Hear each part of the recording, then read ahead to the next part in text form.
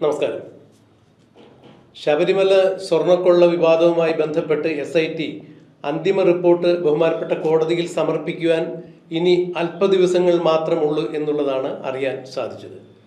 ശബരിമല സ്വർണ്ണക്കൊള്ള വിവാദമാകുന്നത് ഒന്നാം പിണറായി വിജയൻ സർക്കാരിൻ്റെ കാലത്ത് ദേവസ്വം വകുപ്പ് മന്ത്രിയായിരുന്ന കടകംപള്ളി ഭരിക്കുമ്പോഴായിരുന്നു. അതായത് 2016 മുതലാണ് ശബരിമലയിൽ ഇന്ന് കാണുന്ന തരത്തിലുള്ള സ്വർണ്ണക്കൊള്ള വിവാദം ഉടലെടുക്കുന്നത് എന്നുള്ളതാണ് മനസ്സിലാക്കാൻ കഴിയുന്നത്. ശബരിമലയിലെ ദ്വാരപാലക ശില്പങ്ങളും മറ്റ് അനുബന്ധ പ്രാകാരങ്ങളിൽ നിന്നുള്ള സ്വർണം പൂശേണ്ടതായ വസ്തുവകകൾ ചെന്നൈയിലെ സ്മാർട്ട് ക്രിയേഷൻസിൽ കൊണ്ടുപോയി ഉണ്ണികൃഷ്ണൻ പോറ്റിയും ദേവസ്വം ബോർഡിലെ ചില അനുചരന്മാരും ചേർന്ന് സ്വർണം അടിച്ചുമാറ്റി എന്നുള്ളതാണ് കേസ്. ഇത് ഉണ്ണികൃഷ്ണൻ പോറ്റിക്കും ദേവസ്വം ഉദ്യോഗസ്ഥർക്കുമെല്ലാം സുഗമമായി ചെയ്യാൻ കഴിഞ്ഞത് കടകംപള്ളി സുരേന്ദ്രൻ ദേവസ്വം വകുപ്പ് മന്ത്രിയായിരിക്കുന്ന കാലഘട്ടത്തിൽ തന്നെയാണ്. എന്നാൽ പിന്നീട് അവിടെ നിന്നിങ്ങോട്ട് രണ്ടാം പിണറായി വിജയൻ സർക്കാർ അധികാരത്തിലിരിക്കുമ്പോഴും ശബരിമലയിൽ സ്വർണ്ണക്കൊള്ള നടന്നിരിക്കുന്നു. രണ്ടാം പിണറായി വിജയൻ സർക്കാരിൻ്റെ കാലത്ത് ശബരിമലയിൽ ദേവസ്വം പ്രസിഡന്റായിരുന്ന പ്രശാന്തനെ അടക്കം ഇപ്പോൾ ED ചോദ്യം ചെയ്യുന്ന തരത്തിലേക്ക് കാര്യങ്ങൾ മാറുന്നു എന്ന് പറയുമ്പോൾ, SIT ചോദ്യം ചെയ്യുന്നു എന്ന തരത്തിലേക്ക് മാറുന്നു എന്ന് പറയുമ്പോൾ, ശബരിമല സ്വർണ്ണക്കൊള്ള കേസുമായി ബന്ധപ്പെട്ട് SIT അറസ്റ്റ് ചെയ്ത് അകത്താക്കിയവരിൽ 99.9% ആളുകളും CPM-ന്റെ സമുന്നതരായ നേതാക്കളായിരുന്നു. CPM-ന്റെ MLA ഉണ്ടായിരുന്നു. CPM നിയോഗിച്ച ദേവസ്വം പ്രസിഡന്റ്, ദേവസ്വം കമ്മീഷണർ എന്നിങ്ങനെയുള്ള നിരവധി ആളുകളുണ്ടായിരുന്നു. പിന്നീട് ഇവരെല്ലാവരും SIT ഒരു കുറ്റപത്രം സമർപ്പിക്കാത്തതിൻ്റെ പേരിൽ അവിടെ നിന്നും ജാമ്യത്തിൽ ഇറങ്ങിപ്പോകുന്ന കാഴ്ചയാണ് കണ്ടത്. എന്നാൽ ഇപ്പോൾ SIT വീണ്ടും കുറ്റമറ്റ രീതിയിൽ ഒരു കുറ്റപത്രം ബഹുമാനപ്പെട്ട കോടതിയിൽ സമർപ്പിക്കാൻ പോകുന്നു എന്നുള്ള വാർത്ത പുറത്തു വരുമ്പോഴാണ് ഈ കേസിൽ നിർണായകമായ ഒരു ട്വിസ്റ്റ് ഉണ്ടാകുന്നത്. അതായത് പിണറായി വിജയൻ സർക്കാർ മാറി പുതിയ സർക്കാർ അധികാരത്തിൽ വന്നു. രമേശ് ചെന്നിത്തല ആഭ്യന്തര വകുപ്പ് മന്ത്രിയായി ഭരണം ആരംഭിച്ചിരിക്കുന്നു. ഈ സമയത്താണ് മുൻ ദേവസ്വം വകുപ്പ് മന്ത്രിയായിരുന്ന കടകംപള്ളി സുരേന്ദ്രൻ തൻ്റെ കടകംപള്ളിയുള്ള വീട്ടിൽ നിന്ന് ഏതാണ്ട് 11 കിലോമീറ്റർ ദൂരം സ്കൂട്ടറിൽ സഞ്ചരിച്ച് ഒരു സഹചാരിയോടുകൂടി സ്കൂട്ടറിൽ സഞ്ചരിച്ച് രമേശ് ചെന്നിത്തലയുടെ തിരുവനന്തപുരത്തുള്ള വീട്ടിലേക്ക് എത്തിച്ചേർന്നത്. രമേശ് ചെന്നിത്തലയുടെ വഴുതക്കാടിലെ വീട്ടിലേക്ക് കടകംപള്ളിയിൽ നിന്നും ഏതാണ്ട് 11 കിലോമീറ്റർ ഉണ്ട് എന്നുള്ളതാണ് പറയപ്പെടുന്നത്. ഇത്രയും ദൂരം സ്കൂട്ടറിൽ കടകംപള്ളി സുരേന്ദ്രൻ തൻ്റെ ഒരു സുഹൃത്തിനോടൊപ്പമാണ് സഞ്ചരിച്ച് രമേശ് ചെന്നിത്തലയെ കാണാൻ വേണ്ടി എത്തിയത്. രമേശ് ചെന്നിത്തലയെ എന്തിനു വേണ്ടിയാണ് കടകംപള്ളി സുരേന്ദ്രൻ കണ്ടത് എന്നുള്ളത് ഇനിയും വ്യക്തമല്ല. അത്തരം കാര്യങ്ങളെക്കുറിച്ച് രമേശ് ചെന്നിത്തലയും കാര്യങ്ങളൊന്നും കൂടുതൽ വ്യക്തമാക്കിയിട്ടില്ല. എന്നാൽ ശബരിമല സ്വർണ്ണക്കൊള്ളയുമായി ബന്ധപ്പെട്ട് രമേശ് ചെന്നിത്തല നേരത്തെ ചില വെളിപ്പെടുത്തലുകൾ നടത്തിയിട്ടുണ്ടായിരുന്നു.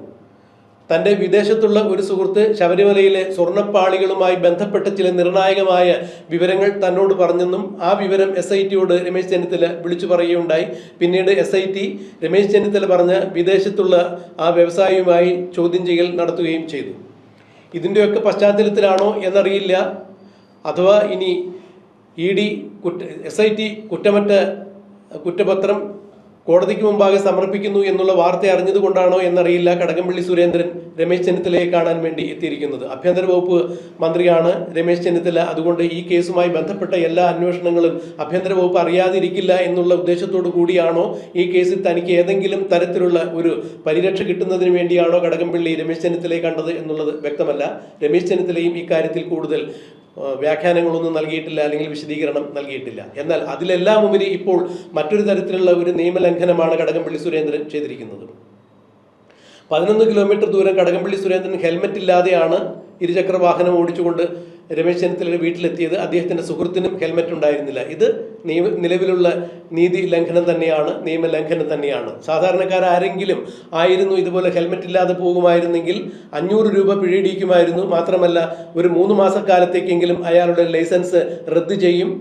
ഒരു ദിവസം നിർബന്ധപൂർവം മോട്ടോർ വെഹിക്കിൾ വകുപ്പ് നടത്തുന്ന ക്ലാസ്സിൽ കൊണ്ടുപോയി ഇരുത്തുകയും ചെയ്തു. എന്നാൽ കടകംപള്ളി സുരേന്ദ്രനെതിരെ ഇത്തരത്തിലുള്ള യാതൊരു നടപടികളും പോലീസ് സ്വീകരിക്കുന്നതായി കണ്ടില്ല.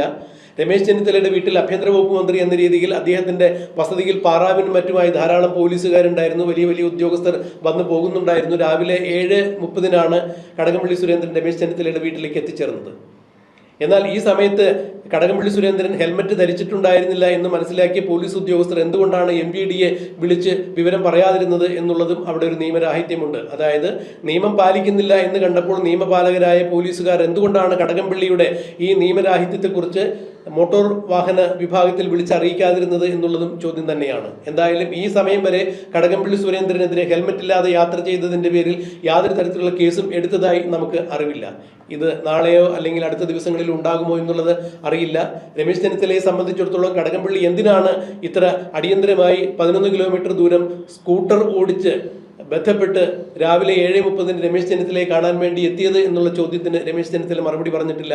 ഒരു പൊതുപ്രവർത്തകൻ എന്ന രീതിയിൽ ശബരിമല വിവാദം ഇങ്ങനെ കത്തി നിൽക്കുന്ന സാഹചര്യത്തിൽ, കടകംപള്ളി സുരേന്ദ്രൻ സംശയത്തിന്റെ നിഴലിൽ നിൽക്കുന്ന സാഹചര്യത്തിൽ, അതായത് ശബരിമലയിലെ സ്വർണ്ണക്കൊള്ളയിൽ മുഖ്യ ചുക്കാൻ പിടിച്ച ഉണ്ണികൃഷ്ണൻ പോറ്റിയുമായി കടകംപള്ളി സുരേന്ദ്രന് പല വിധത്തിലും ബന്ധമുണ്ട് എന്നുള്ള വിവാദങ്ങൾ പുറത്തു വന്ന സാഹചര്യത്തിൽ ഉണ്ണികൃഷ്ണൻ പോറ്റിയുടെ വീട്ടിൽ കടകംപള്ളി സുരേന്ദ്രൻ പല അവസരത്തിലും സന്ദർശനം നടത്തിയിട്ടുണ്ട്, പോറ്റിയുടെ അച്ഛന് സമ്മാനങ്ങൾ കൊടുത്തിട്ടുണ്ട് എന്നൊക്കെയുള്ള പല രൂപത്തിലുള്ള ചിത്രങ്ങളുമെല്ലാം പുറത്തു വന്ന പശ്ചാത്തലത്തിൽ വിവാദ വിഷയവുമായി ബന്ധപ്പെട്ട് കടകംപള്ളി സുരേന്ദ്രൻ ഇപ്പോൾ എന്തിനാണ് SIT ശബരിമല സ്വർണ്ണക്കൊള്ളയെക്കുറിച്ചുള്ള സമ്പൂർണ്ണമായ കുറ്റപത്രം ബഹുമാനപ്പെട്ട കോടതിയിൽ സമർപ്പിക്കുന്നതിന് മുമ്പ് ആഭ്യന്തര വകുപ്പ് മന്ത്രിയെ കണ്ടത് എന്നുള്ളത് ചോദ്യം തന്നെയാണ്. അത് വിശദീകരണം കിട്ടേണ്ട ചോദ്യം തന്നെയാണ്. എന്നാൽ കടകംപള്ളി സുരേന്ദ്രൻ പിന്നീട് മാധ്യമങ്ങളെ കണ്ടപ്പോൾ പറഞ്ഞത്, രമേശ് ചെന്നിത്തലയെ കണ്ടത് എൻ്റെ വ്യക്തിപരമായ ഒരു ചെറിയൊരു കാര്യം ശുപാർശ ചെയ്യുന്നതിന് വേണ്ടിയാണ് എന്ന് പറഞ്ഞു പോവുകയായിരുന്നു.